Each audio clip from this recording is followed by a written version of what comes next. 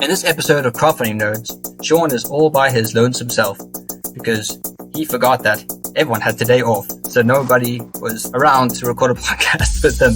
But anyway, in this episode, I talk about a book I've just listened to through Audible by Felicia Day, who was the founder of Geek and Sundry and who created the web series The Guild. Her book, You're Never Weird on the Internet, has some really interesting insights for business and within the geek space that is well worth listening to, but I highlight my keynotes and takeaways from going through the book. Hope you enjoy. Game begin. Let's go. Lightning bolt, Facebook ad. That's awesome. Well, welcome folks to another exciting episode of the Crowdfunding Nerds. I'm all here by my lonesome because apparently we had the day after Thanksgiving off, but me being based in the UK, not really up to the lingo in terms of how our holidays are structured there in the US.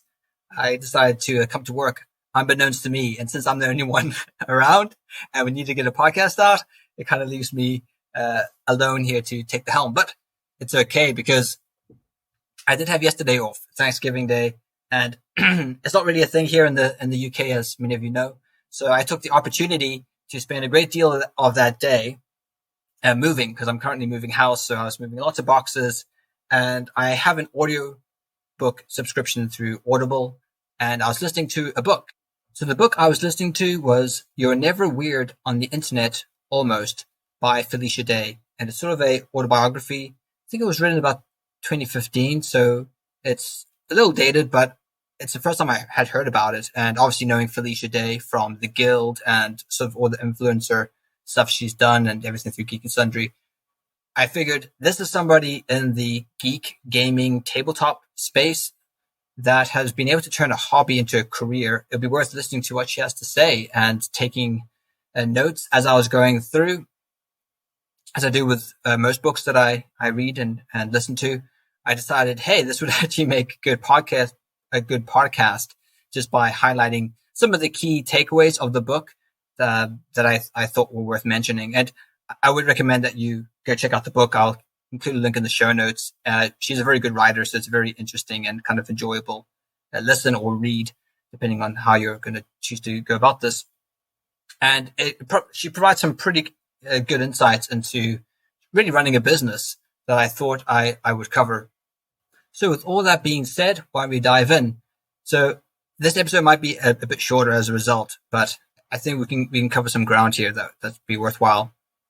So whenever I was listening to this book, I would pause whenever I thought something was noteworthy, and I would then you can leave a note with timestamp. So I was able to do this periodically as I was moving stuff from house to house. And yeah, luckily, I should probably mention as well, I'm only moving down the road, so I can literally just walk back and forth all day. So it makes moving quite convenient and allow me to listen and pause whenever I wanted to and take these notes. So overall, I would say that the book gives a very interesting insight into the formation of the Guild, which, for those who don't know, it was a very popular web series, probably the most popular web series ever, that was released in 2007. And I believe it kind of came to its climax in 2012 when it all ended, the final season. And it was based around World of Warcraft characters. So myself and Andrew are quite familiar with the series, and it's good fun.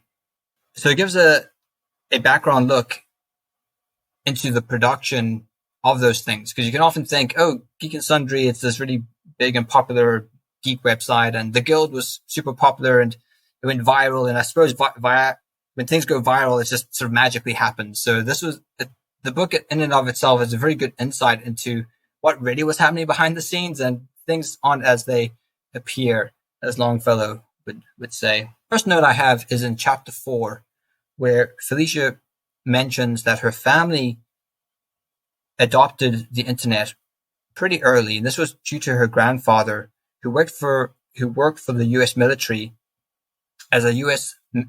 Missile Command for something like 20 years. And her grandfather encouraged their family to get online pretty much as soon as anyone could. And she explains the service that they used was a thing called CompuServe, which was apparently very expensive, but it enabled her as a homeschooler and feeling quite isolated to connect with people online. So that was kind of the beginning of her journey. The reason I thought this was interesting because I recently just finished a book called Surveillance Valley, The Secret Military History of the Internet by Yasha Levine. And I don't know why he has the word secret in the title. It's not really secret. It's maybe more so forgotten. But that book was very good and detailing the history or formation of the internet, which came out of ARPA, which is DARPA, Research and Development Arm of the CIA, and how it was originally used for counterinsurgency operations in Vietnam and kind of evolved out of that. And I think this is important to know because anyone who does business on the internet needs to know what the internet is and where did it come from and how is it developed. So it's a very interesting in terms of that. So I just thought it was interesting that her grandfather, who had a military background, was the one who actually encouraged their family to adopt the internet. And it kind of made sense just because of me having just finished reading this book, The Surveillance Valley, which I would highly recommend as well. It's a great read. Anyway, so moving on to chapter 8, and this is more where we get into the business side of things. She lists 4 principles or sort of 4 steps to essentially productivity advice, which I thought this was really good. So number 1, find a group to support you and encourage you, to guilt you into doing. So she talks about how she and a group of other women would meet, I believe it was weekly, it was either weekly or bi-weekly, and have breakfast together, and they would share their goals of what they wanted to achieve and then give sort of status updates on how they were doing. They could hold each other accountable. She really says that this group was pivotal in the formation of the guild. She said she didn't have the motivation to write a script by herself, and she was constantly being discouraged, and they would encourage her, and they provided expertise that allowed her to eventually create it and to eventually make it into a web series and not seek to develop it through ordinary means, like going through the Hollywood or something like that. So that's our first step to productivity. Find a group to support you and encourage you. And this is something you can do through the crowdfunding nerds. You might want to, connect with some people there if you have a crowdfunding journey or goals as well. And you might want to meet weekly over Zoom and just sort of hold each other accountable. How your development goal is going, and how can we help each other and just kind of network. I think it's very, very important. So number 2 in her productivity advice is to make goals. So these are things which are defined and achievable. Number 3 is form a list of all the things that are distracting you from achieving that goal, and then remove them from your life. So she was explaining how when she was creating the guild, she had to stop playing video games because there was a distraction from her achieving her goal, which was to make a web show about video games. And then number 4, she says, put the fear of God into yourself. What she means by this point is she explains that just realize how short your life is and how time is precious. So this way of just understanding that time is this very important commodity that we all have, and it needs to be utilized in a way that is, in a way that you appreciate what it actually is. So those were her 4 points of productivity. Find a support group, make clear goals, remove distractions, and then recognize how short and fleeting time is so that you can best use your time in achieving your goals. So that was chapter 8. We jump into chapter 9. She lists some tips here of how to create a film or film series with no money. Now, bear in mind, she did create the guild in 2007 when access to video cameras was far harder. Now everyone essentially carries a high quality camera in their pocket.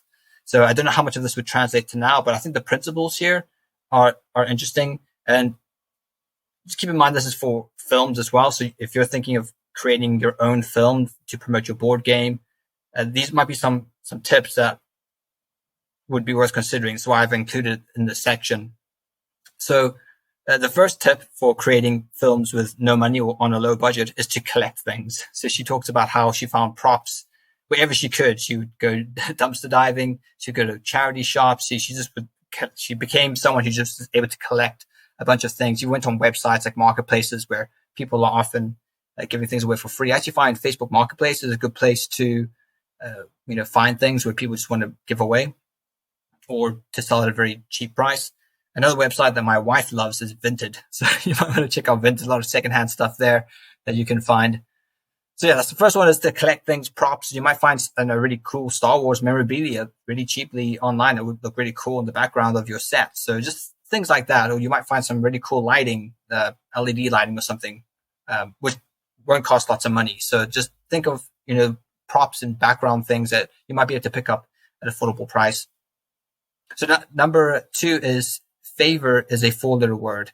And she talks about leveraging friends and family and students. So because they needed a crew to shoot this web series, even though it was quite simple, they had to call in a lot of favors in terms of locations where they would shoot, calling in students who were trying to build their video portfolio. So those might be ways where you can get a crew or get people to help you make this film just by leveraging favors. That one neighbor that you know always look after, babysit their kids or something, or your wife does or something.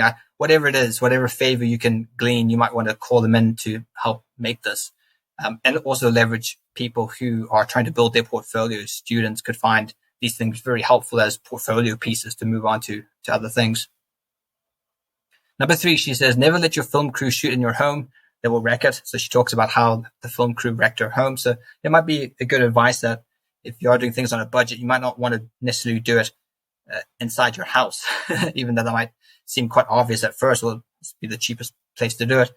Just bear in mind you are having potential strangers or people in your home that might not treat it with respect. So just keep that in mind. And then number 4, she says, a disaster is your low budget best friend. And she talks about how, unfortunately with low budget things, you can't avoid certain disasters. So a lot of disasters will pop up. And that's why you spend money. You spend money to reduce disasters or reduce problems by having certain people, specialities in certain areas. So when you're doing things on a budget, you will have delays. You will have things that will go wrong. And to make room for that.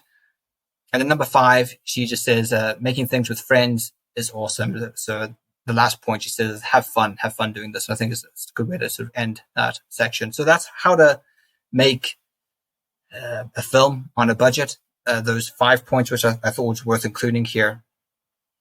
Okay, number 10, she talks about how, or number 10, chapter 10, she talks about how the once the guild was created, how did they market the guild? How did she market the guild? Because essentially she was the marketer for the series. And she talks about how she found every single geek blog that she possibly could find, and she personally emailed every single one of them. And she said, even though she could have just copied and pasted the text, she felt that she had to write a unique response for every single one of them so that they knew it was legitimate. And she said that she even included proof that she understood their website, because she said, I've attached screenshots of articles, so I know that you're going to like my series, The Guild, because I've gone to your website and I've read your articles. And she even used humor in that saying that she would dox them, and she has enough information about them. So she used a bit of humor as well. So it's something to keep in mind, because she essentially says it was a full-time job that she spent weeks just emailing all these different blogs, sharing it on social media, just grinding, working really hard. And I think for me, it was a great insight into how the guild was marketed, because you sort of just assume that it happens by itself. You just put it on YouTube and it just blows up and the algorithm picks it up, and it's a bit of magic, but there was a lot of work that went into promoting this. And frankly, it probably verged on spam, but, anyway, it shows you the motivation and the amount of work that goes to actually getting something off on its feet. She also talks about how it was featured on the front page of YouTube. So at one stage, YouTube would feature content creators on its front page. And she says that's where the virality came. But that wouldn't have happened if she probably wasn't going around emailing a bunch of people that eventually was picked up by someone from YouTube who obviously saw it and then decided to feature it on the front page. So chapter 12, she then talks about the success of the guild and how eventually YouTube purchased or funded Geek and Sundry, which allowed her to hire 8 full-time staff, where they were churning out videos. I think it was like a video a day, or more, 2 videos a day. She said something crazy, like 500 videos a year that they were churning out. And she then talks about how I suppose that workload, and she wasn't prepared for the success that the guild and Geek and Sundry had, that it really just burnt her out, and she had a lot of sort of mental problems, mental health issues as a result. So I think it's just worth mentioning that YouTube funded Geek and Sundry, so this wasn't something that was, I suppose, self-funded. So it might give you some ideas that if you do ever have something that blows up, you might be able to find other people who step in and are willing to fund it and invest in your company for a stake in return. So I just thought it was interesting. I didn't know that before, that Geek and Sundry was actually funded by YouTube. At one time, they had a creator funding platform where they funded I think it was 100 creators for so many years, and I think they funded Geek and Sundry for 5 years. So it was a good stretch. Yeah. Then a lot of this chapter, she talks about the work-life balance that she wasn't really able to maintain, and to be careful of that. And chapter 12, I think it's worth listening to if you're feeling discouraged in your game development or your crowdfunding journey. In this section, she does a lot of self-reflection, and she says that she became so obsessed with the guild and its success that she started equating the guild to her self-worth, which is quite dangerous when you start attributing your achievements with who you are in an ontological sense. And this is what she even says. She says Felicia Day was the guild. So to criticize the guild was to be a direct criticism of her. And obviously there's trolls online, and not everyone's going to like the guild. And she started taking things quite personally. I think it had an impact on her psyche.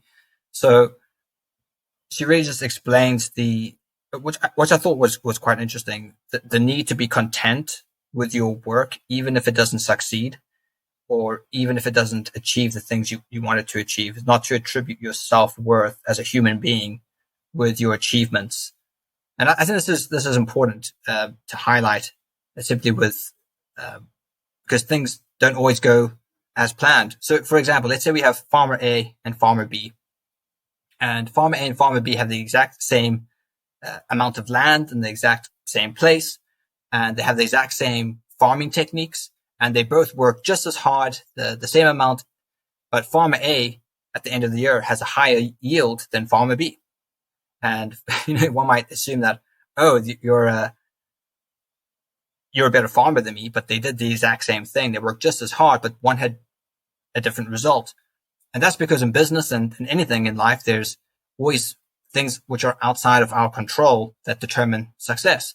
So success is not always attributed to your abilities or your efforts. And she really stresses this in chapter 12, which I think is important. So it's important not to see your self-worth in your work, but rather see it as an extension of yourself, not that it is yourself. And then, what I really got from this chapter is really being humbled by your achievements, instead of saying, oh, look how great I am, look what I've accomplished, but rather having this sort of this attitude of gratitude, I suppose, where you're also looking at what you've achieved and sort of being thankful that you've had those opportunities and those experiences, and sort of viewing them in that light, rather than, but look how great I am, I'm wonderful, because that has a flip side, right? Because when things don't work out, well, then it means you're terrible.